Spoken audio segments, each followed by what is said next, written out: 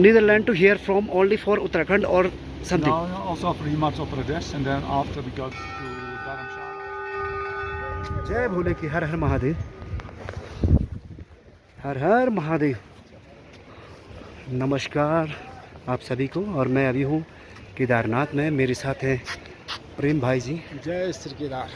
और अभी हम जा रहे हैं भैरवनाथ दर्शन के लिए, जो भगवान केदारनाथ के रक्षक माने जाते हैं धाम के, और द्वारपाल भी वो केदारनाथ के हैं। मैं इस समय केदारनाथ के प्रांगण में हूँ। आप मंदिर का पूरा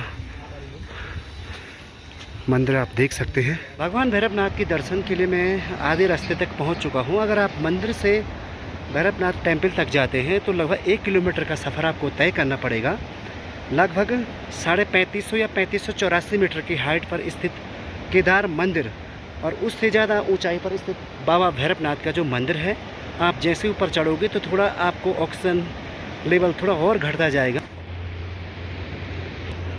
भैरवनाथ के काफ़ी करीब मैं पहुंच चुका हूं, और आइए जानते हैं कि क्यों ज़रूरी है केदारनाथ की यात्रा के बाद बाबा भैरवनाथ की यात्रा करना। प्रेम भाई जी से जानते हैं प्रेम भाई जी से कि क्यों ज़रूरी है केदारनाथ की यात्रा के बाद भैरवनाथ की यात्रा करना। ये अधिक इसके बारे में हमें बताते हैं। जय श्री केदार, हर हर महादेव। दोस्तों, जब आप केदारनाथ धाम पहुंचते हैं, 11वें ज्योतिर्लिंग केदारनाथ धाम में आपकी पूजा होती है, और केदारनाथ धाम की पूजा अर्चना करने के बाद भैरवनाथ की पूजा बहुत ज़रूरी है, क्योंकि शीतकाल के दौरान ऐसा कहा जाता है कि बाबा बुकुन भैरव, जैसे कि आप देख रहे हैं ठीक सामने पे भैरवनाथ का, तो दोस्तों शीतकाल के दौरान बाबा बुकुन भैरव ही केदारनाथ की पूजा अर्चना करते हैं, ऐसी शास्त्रों के अनुसार कही गई है। तो जब भी आप केदारनाथ धाम आएँ और केदारनाथ पूजा अर्चना करने के बाद आप ज़रूर भैरवनाथ की पूजा अर्चना करें, तो दोस्तों तभी आपकी यात्रा संपूर्ण मानी जाएगी, और यात्रा का जो फल मिलना है वो तभी पूर्ण होगा जब आप भैरवनाथ के दर्शन पूजन करते हैं। जय श्री केदार, हर। तो धन्यवाद भाई जी।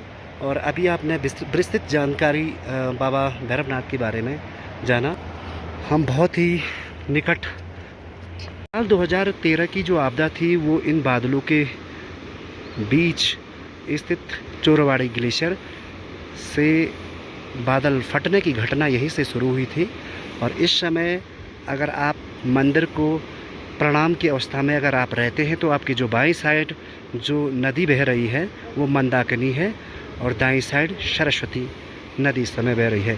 तो बाबा भैरवनाथ के दर्शन के लिए जब आप मंदिर से आगे बढ़ोगे तो आपको एक बार ब्रिज से सरस्वती नदी, यानी ये जो नदी है सरस्वती नदी है, इसको क्रॉस करेंगे, और साथ ही मंदिर की जो बाईं साइड है वो मंदाकिनी नदी है। फिर आगे जा कर के कुछ 200 मीटर ओम चौक, जहाँ पे ओम चौक है उसके सामने पे दोनों नदियाँ मिलेंगी। फिर जा कर के मंदाकिनी आगे के लिए बढ़ेगी, और यही मंदाकिनी रुद्रप्रयाग में बद्रीनाथ से आने वाली अलकनंदा में मिल जाती है, और फिर वहाँ से अलकनंदा और फिर देवप्रयाग से गंगा नदी का नाम बन जाते हैं। इस समय सुंदर दृश्य पूरी केदार घाटी का 2013 के बाद केदार घाटी की जो पूरी तस्वीर है वो बदल चुकी है। बाबा भैरवनाथ के दिव्य प्रांगण में मैं इस समय पहुंच चुका हूं, और भगवान केदारनाथ के रक्षक भगवान भैरवनाथ के आप दर्शन कर सकते हैं। हर हर महादेव। जय भोले की भगवान।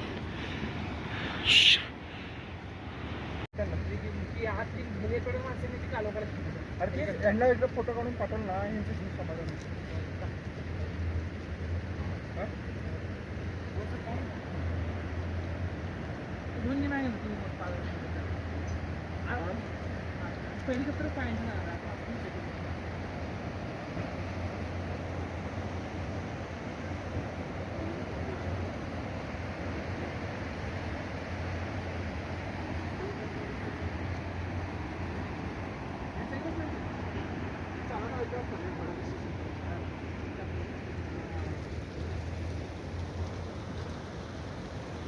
तो आप इस समय देख रहे हैं भगवान भैरवनाथ का दिव्य प्रांगण, और यहीं से भगवान शिव के धाम के रक्षक बाबा भैरवनाथ यहाँ से पूरी केदारपुरी पर ये नज़र रखते हैं, और सामने पर पर्वतराज हिमालय। Takes the pictures. अभी मैं भैरवनाथ मंदिर पे हूँ और मुझे एक विदेशी मूल के व्यक्ति मिले हैं जिनकी सिटीजनशिप नीदरलैंड की है।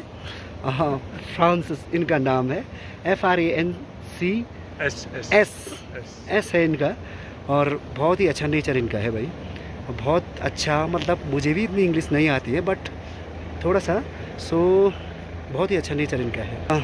थोड़ा सा इनके बारे में भी जान सर, तो मैं इनसे पूछ चुका हूँ और ये कह रहे हैं कि बात कर सकते हैं आप, क्यों नहीं। Sir, where are you from? I'm from the Netherlands. How was your journey? It was very good. This is your first time Kedarnath?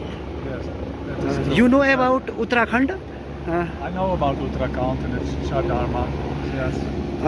How much year before you know about Uttarakhand? Oh, I don't understand. Okay. Oh, I'm 2 months in Uttarakhand. अच्छा, 2 okay. months, yeah.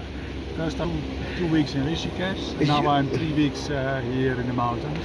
You came here only for Kedarnath temple or? Now also to Badrinath, Gangroti and... Okay, only for Uttarakhand.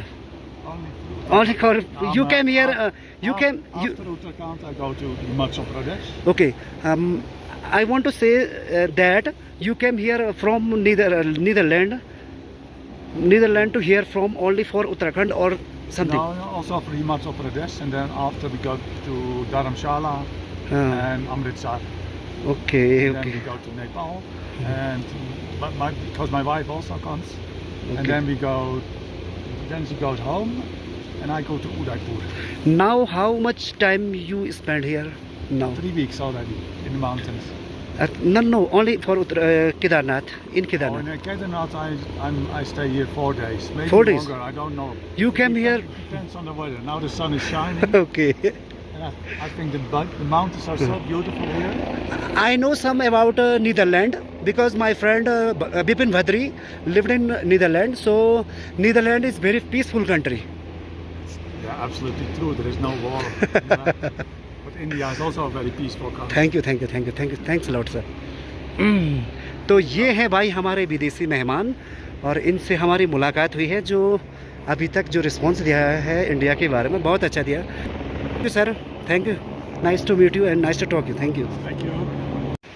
भगवान भैरवनाथ के दर्शन के बाद मैं यहाँ ऊपर की side जा रहा हूँ क्योंकि मेरी बहुत पुरानी यादें हैं। शायद 2010 में यहाँ ऊपर बर्फ़ गिरी रहती थी और हमने वहाँ खूब फिसलन पट्टी बर्फ़ में खेली है। तो आज मैं वहीं जा रहा हूँ, एक लंबे अरसे के बाद समय मिला है, भगवान की कृपा हुई है।